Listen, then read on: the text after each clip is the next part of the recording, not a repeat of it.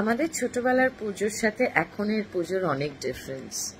আমাদের পুজো ষষ্ঠীতে অল্প অল্প করে লোকজন প্যান্ডেলে আসছে, মায়ের বোধন হচ্ছে। তো এখন পুজোর জাঁকজমক অনেক বেশি। পুজো শুরুই হয়ে যায় মহালয়া থেকেই অলমোস্ট। আজকে ভিডিওটা এখন যখন করছি আজকে চতুর্থী, কিন্তু আজকে রাস্তাঘাটে প্রচণ্ড ভিড়। আমার এটা নিয়ে বলার কথা নয়, আমরা সবাই পুজোয় নতুন জামা, আমি এটা শ্যুট করে ফেলেছি সেই জন্য এইসব সাজুগুজু করা।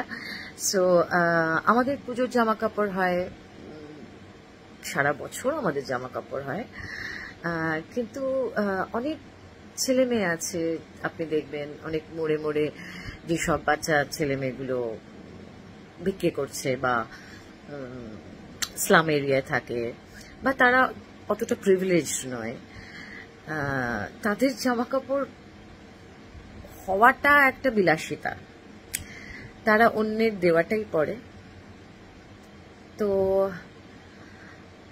আমি একটা সংস্থার সাথে কিছুটা হলেও জড়িত, স্বপ্নের পাঠশালা বলে। আমি আমার মেয়ের কিছু সুন্দর সুন্দর জামা কাপড়, কোনো ছেঁড়া জামা কাপড় নয়, কিছু সুন্দর জামা কাপড় আমি রেখে দিয়েছি ওদেরকে দেব বলে। আপনারাও যদি পারেন ইন কাইন্ড বা ইন ক্যাশ, যদি স্বপ্নের পাঠশালা, আমি এই ব্যাপারে খুবই জানি কারণ আমি ওখানে গিয়েছি, ওরা যে কাজগুলো করে আমি সেটা দেখেছি। দক্ষিণেশ্বরে ওদের সংস্থাটা, তো অনেকগুলো বাচ্চাকে ওরা পড়ায়। কৌশিক এবং মেয়েটির নাম ভুলে গেছি, সরি ভাই, মনে করো না কিছু।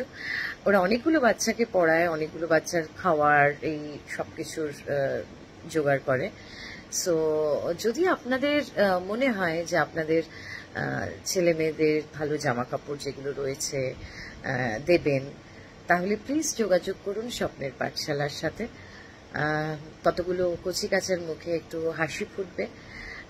আপনার পুরনো জামা কাপড়গুলো তারা নতুনভাবে পরবে, পুজোটা তাদেরও ভালো কাটবে। So let's try and do something for them. মা খুশি হবে, আশীর্বাদ করবে। Thank you.